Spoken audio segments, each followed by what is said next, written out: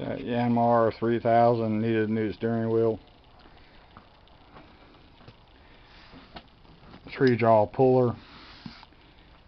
You hook underneath here. Now get you a grip to pop it off.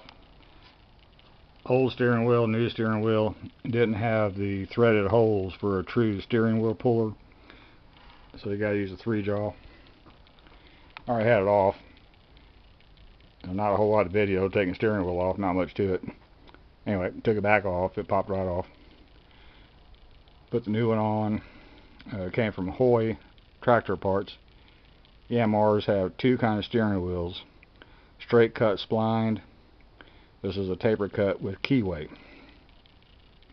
Well, the next one I got was a straight cut spline. That's why it didn't fit. So, anyway. It's on. A lot smoother. $58 plus shipping. Kicked it up to, I believe, $73. Comes out of Wichita Falls, Texas. Oh, another job done. Thank you.